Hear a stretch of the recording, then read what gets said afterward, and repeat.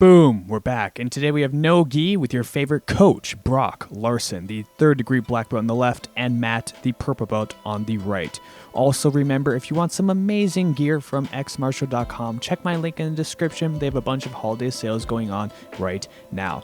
Now, many people like having Brock on the channel, so he chose his victim today, which was going to be Matt. Matt hasn't been here before, but he is a purple belt, and he's been training for probably around 4 to 5 years. I don't know exactly how much. In this role, what you're going to learn is how to get dominated by your coach. Matt is going to be the prime example of how that happens. Now, Brock is immediately setting up a Kimura grab on Matt. He's able to grab this Kimura because Matt has his head low. He's not posturing up at all, but he's also not threatening anything.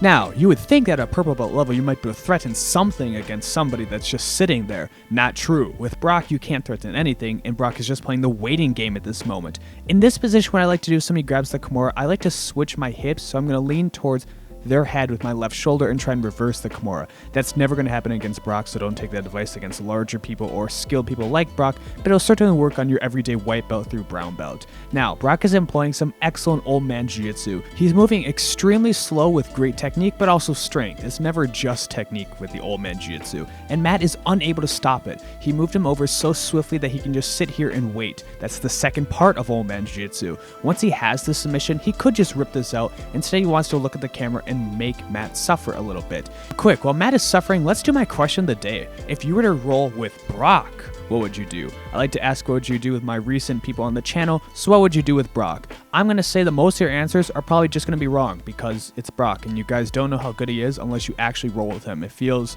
like an unstoppable force. It's hard to describe. Now, Brock is sitting back and he's wrapping up his dainty little legs to get around Matt's waist. Once he's around the waist, he decides to show some mercy. He decides to finally finish the Kimura instead of making Matt suffer in this position all round. Nothing is worse than just sitting in a position for 5 minutes getting destroyed and you don't get to improve on your technique. Now, as we restart, Matt is feeling a little feisty. He moves around this guard right away by doing an interesting guard pass, which is basically just walking around it, and Brock lets it happen. Now, Matt is going into the Darce choke looking to try and finish Brock with this Darce. I'm going to let you guys in on another secret. Darcing Brock feels like an impossible task. I always try and do it, and Brock is doing the Brock defense. What is the Brock defense, you ask? I'm glad you asked that question. Well, it's where he basically just does nothing because he knows his students are not good enough to catch him in any submission unless he lets it happen. The second part of his defense is he turns it into his own attack. He starts sitting up towards Turtle because he wants to get some offense going on Matt. Matt, realizing this choke is never going to work in 1,000 lifetimes, goes towards the Butcher. He pulls the arm out to get Brock into side control, and then Brock easily just grabs the underhook on Matt, and he starts moving in towards the half guard / deep half position. He has a low underhook on Matt, so it's going to be extremely hard for Matt to whizzer on Brock. Also, the size difference makes the whizzer hard in itself, but that's great technique if you want to go lower on the body. They won't be able to catch you as well with the overhook. Now, Brock is in deep half, and he immediately sets up his deep half motion, where he's going to roll one way, reverse directions, and then he's going to roll the other way. Once he does this, he completes his sweep in just a traditional Brock roll because he goes to deep half in every single roll. If you want to see what else makes this a Brock roll, don't click off the video. You're going to see a lot of great control from Brock. Now, Brock is sitting up here, and quickly look at Brock's hands. Those hands are twice the size of Matt's, and Matt's not the smallest dude in the world.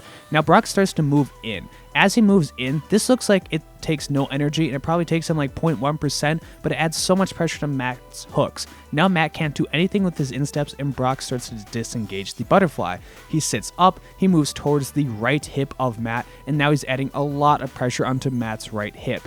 Traditionally, half guard is a fairly neutral position, but here's a spoiler for you. When Brock puts you in half guard, it's not neutral at all. We can see here that he is pinning Matt's spine on the mat. He's using his upper body to completely dominate Matt's control, and he can do whatever he wants to Matt so he can let his legs move freely. This is called the Brock pressure. Once he has the upper body pinned, his legs are free to move, and now he can start switching sides with this half guard, and he's going to try and knee slide out of here. He knee slid to that direction because he had an underhook with his left arm on Matt, and now Matt is trying to do some futile shrimping. It's futile because, believe me, that pressure that Brock puts on you with one knee is so much weight against you that you cannot shrimp that direction. Instead, Brock wants you to turn into Turtle, and this is his turtle bait.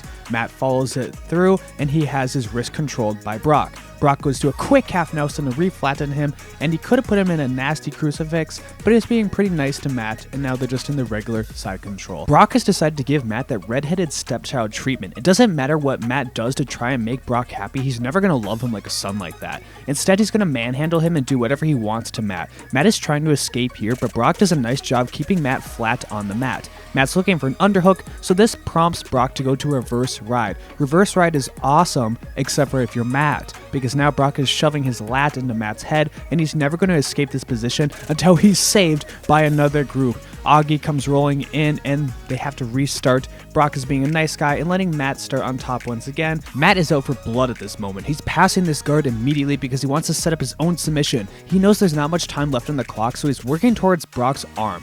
Now, once he has the arm, spoiler alert, nothing is going to happen. He's going to try and work towards an armbar, but the round is about to end. Remember, if you want some awesome gear, make sure to check out X Martial. Use my link in the description to save extra money. And thank you to all my current patrons and viewers. Bath Salts Ben is tomorrow.